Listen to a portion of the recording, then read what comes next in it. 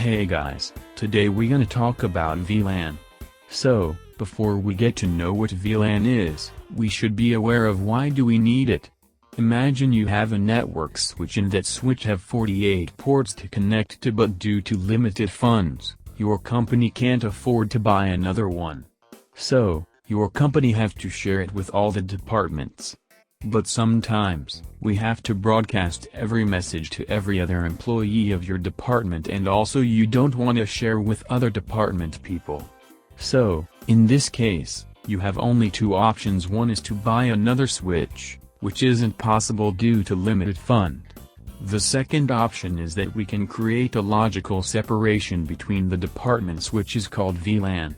So, in Cisco switches, we can have 4094 VLANs maximum. 1 in 1002 to 1005 VLAN are defaulted VLAN and can't be deleted. And 1 to 1005 are normal range VLAN, and after that until 4094 are extended range VLAN. So, now the benefits of the VLANs are: number 1, that is cost effective. We all now are aware that VLANs are a cost-effective method for tight budgets company by not buying multiple switches. You can create logical switches within a single switch by creating VLAN. Number 2 is it provides better security. Because one broadcast message of one VLAN can't pass to another VLAN. So, we can say that it provides security. Number 3 is the better performance of the switch. By creating VLAN, we can better utilize and maximize output. Now, let's take a look at trunk protocol. What is it used for?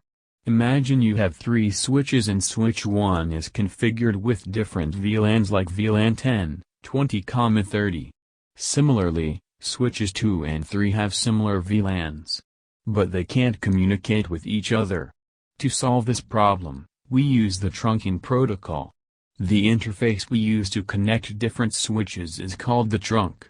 And the process of traversing different VLAN traffic across the trunk is called trunking. A trunk is created by configuring trunk port. A trunk port send or receive a tagged frame between switches. Now, take the example that we have 2 switches with 2 computers attached, with each of the 1 switches with 2 VLANs, VLAN 10, VLAN 20. Now, let's say computer A on switch 1 wants to communicate with computer D on another switch 2. So, now the frame when computer A create looks like this. It contains destination MAC address, source address, data, frame check sequence or FCS. But the frame needs to travel from one switch to another using the trunk port. It's also good to remember that a trunk is like a highway of data. Now when the frame arrived at the trunk port of switch 1, the switch adds a tag to it. The tag contains basically an Ethernet type header, which means this frame is meant for VLAN. The second header is quality of service.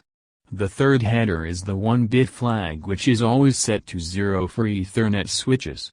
And lastly, we have VLAN identifier. The identifier is used to identify which VLAN this frame belongs to. So, when switch 2 receive the frame and discard the tag and see the VLAN identifier VLAN 10 and send it to computer D, which is also on VLAN 10. That's all for now. Thank you for watching this video, and also don't forget to subscribe to the channel.